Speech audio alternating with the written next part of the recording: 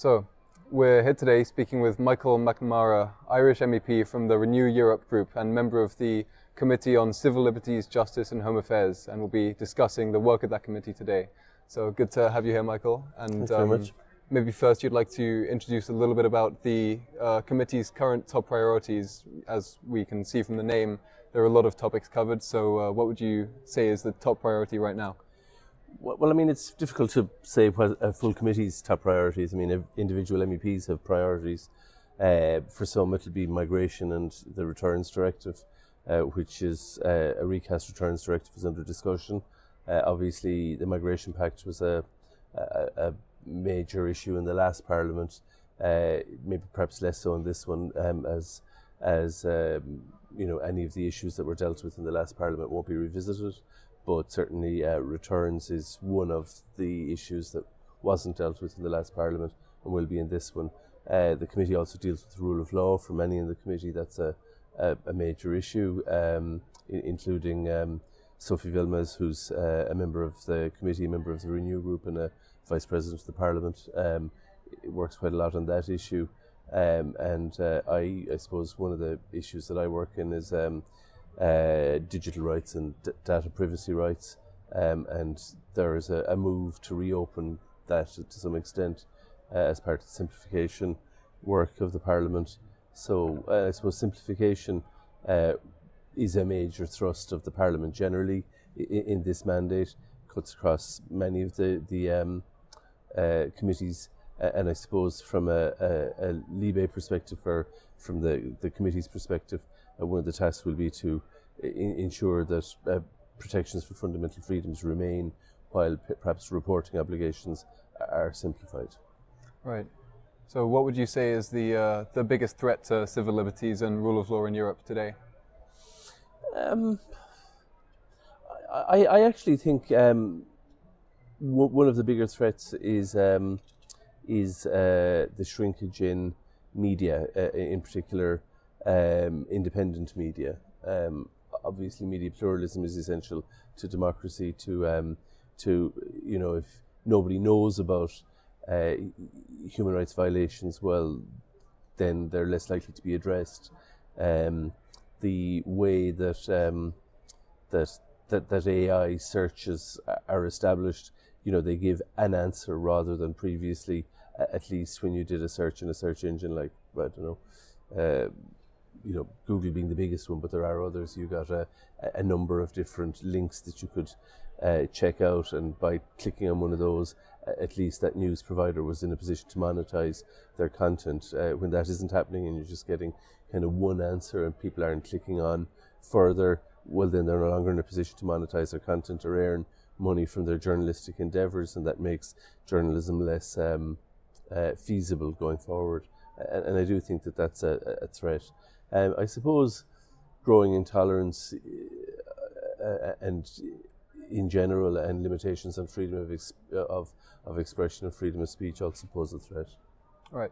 So following up on what you said about media and AI, search engine, these sorts of things, one of the criticisms of not just the EU but basically all governments is that they're quite slow to respond in sectors where change is so rapid, like technology. So do you think there's a way that the EU can be more dynamic and quick to respond to changes? Well, I think there are many who are criticising the EU for having responded too quickly. I mean, that's at least what the industry is doing, and that's very much, I suppose, what the American Vice President Vance did at the Paris AI Action Summit in the beginning of February of this year, criticised the EU for having legislated on the issue of AI.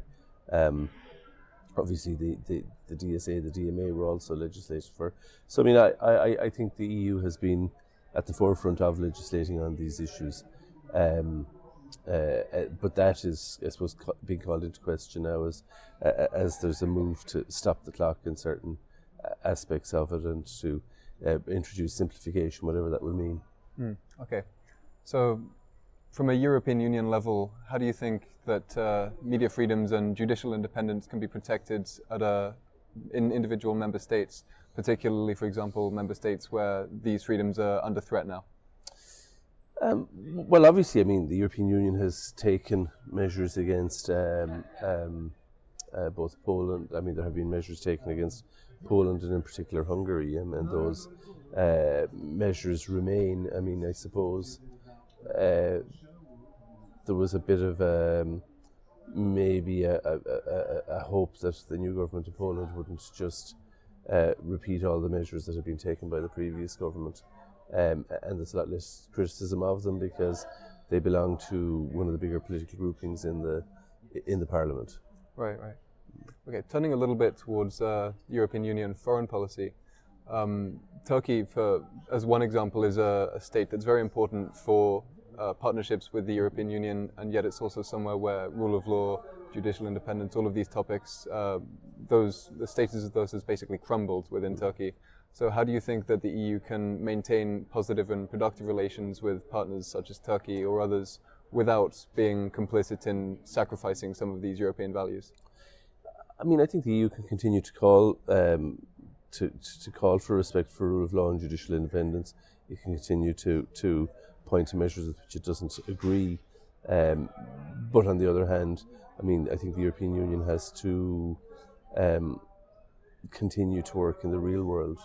It could, of course, isolate itself even further than it has through its measures against Russia and also its increasing rhetoric against China. But I mean, I'm not convinced that those measures are having any impact other than to impoverish Europeans. Right. Okay. So, I mean, I think it can and should continue to call out its violations of democratic norms, violations of human rights standards, violations of rule of law and judicial independence. But I mean, the introduction of sanctions, I'm not convinced that they have worked very well with regard to Russia. I mean, we like to think that the Russian economy is crumbling as a result of the measures we've taken, but in reality, I see more. I mean, it's a couple of weeks ago now since I was coming here that the Financial Times were announcing that China was taking up any additional energy that Europe wasn't buying from Russia. You know, I think we sometimes overestimate our importance in the world and underestimate the stature and power of others, including Turkey, including China, and especially Russia. I mean, I think there's no, while obviously Russia's invasion of Ukraine was illegal, it was unlawful, it's an act of aggression. But I mean, there's no attempt on the European side to try to understand maybe what motivated it with a view, not to justifying it, but to bring it to an end. Right. I mean, it's easy to stand in the pulpit and condemn, but that ultimately is not going to bring about an end to a conflict in Ukraine. And the longer the conflict goes on, the more Ukrainian lives will be lost. It won't be European lives, it won't be those who stand in the parliament and say we'll do whatever we have to do for as long as we have to do it, and then go to dinner. It'll be young men primarily going to the meat grinder on the front line between Russia and Ukraine. Right. Is there a specific change that you would like to see then in terms of the EU's response to this? Well, I'd like to see, instead of the European Union scaling back its diplomatic presence in the world, I'd like to see it increase its diplomatic presence in the world. I'd also like to see it engage diplomatically with belligerents to see how the conflict can be brought to an end. Because, as I say, notwithstanding the grandiloquent statements of parliamentarians here, the longer it goes on, the more lives will be lost. And I don't see the front line moving quickly in any direction. I certainly don't see Ukraine winning this war, unfortunately. I mean, I'd obviously be nice if it was different, but it's not. And we have to deal with, as politicians, I think we have to deal with realities, not the world maybe as we'd like to find it, but the world as it is, and try to maybe move it towards the world we'd like to find it, but not pretend or exist in a parallel universe. Okay, I see. So turning back towards domestic issues, what do you think is the best way to maintain and to advance trust in Europe's democratic institutions, both at a local and a national and at a European level? Because obviously, as you're well aware, this trust has been shaken in recent years. Yeah, and it's going to get worse, I believe. I mean, there was a vote in here today to move towards qualified majority voting, to use more passerelles, to effectively ignore the voice of voters across Europe if we don't like what they're saying. That to me is, absolutely detrimental to the future of the European Union and confidence in the European Union. I mean, we see that voters increasingly feel that they're not being listened to because they aren't being listened to. And all this cordon sanitaire is great in theory. In practice, the right they continue to build and will build until some of the concerns which motivate their voters are addressed and deemed to be legitimate, because you cannot just say that somebody's concerns are illegitimate and turn your back on them and walk away, in my view.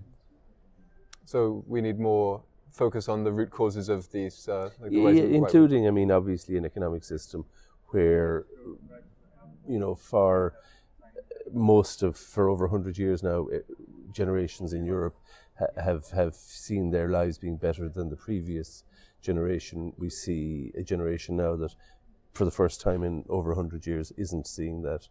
We see rising disparities in wealth in Europe, and in those circumstances, I think it's very easy we see huge changes in demographics where people are choosing not to have children. That comes at a price, because somebody has to there's a need for workers, so there's large-scale immigration in Europe.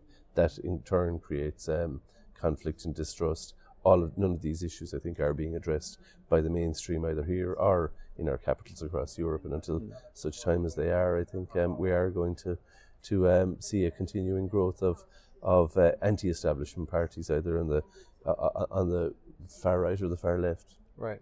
And in terms of addressing these concerns, then, what would you see as the outcome being? Like, how could they be addressed in a productive manner? Well, I mean, we have to maybe figure out why our populations are falling to the extent that they are. Can that be arrested? If not, can people be at least educated as to the inevitable consequences of that? That's one thing as regards economics. There is a race to the bottom in corporation taxes across Europe. It was partly addressed, or there was a move towards addressing it in the OECD, but it looks like that's going to be thrown out, or that is being thrown out by the current administration in the USA. So, I mean, I suppose taxation is the way to look at these disparities in wealth. In particular, corporation taxes and states competing, including the state that I come from, Ireland, competing against each other in a way that has ultimately been very destructive for the societies. While individual states benefit in the short term, societies as a whole lose out in the longer term. Right. So you've taken quite a pragmatic stance here in your responses. Well, I mean, that's what politicians are elected to do. I mean, if you want to lecture in theology, go to mass. Of course, yeah. So, or go to the mosque, or go to a synagogue, or go to whatever faith system inspires you. But I mean, I think there's a tendency, which frustrates me somewhat, of politicians, particularly in Europe, to feel that they've somehow replaced the role of theologians, but that there's no in saying what ought to be, but without any connection to the reality of what is. Which I think, my personal view is that this is a very common and established populist tactic. So it's, I think, of which to speak almost metaphysically about the world as you would like to see it, rather than the world as it exists. Yeah, but I mean, there are a lot of people in the centre here who speak in the world as they'd like to see it, rather than the world as it. I mean, the reality is that Europe will not engage in the war in Ukraine. If it does, it will be very detrimental for Europe. We pretend that we are engaging, we pretend that we're prepared to, but we're not. There's a finite number of young men in Ukraine who are prepared to be slaughtered, and Europe doesn't want to address that. Yes, I'm not saying that justifies the invasion, but there's no engagement with the reality that it is a war that Ukraine will not and cannot win. So, facing these very bleak prospects, is there anything that keeps you optimistic about the future of rule of law, democracy, and human rights in Europe? I mean, I'm not pessimistic about the future of any of those things. I mean, there will be pressure and there will be counter pressures from society. I mean, I think you could be not very optimistic about certain parties, but I mean, as long as we have elections, and as long as people turn out for elections and determine, I think you will see change in response to what's happening. All right. Thank you very much for your time. Thank you. Thank Thanks. you.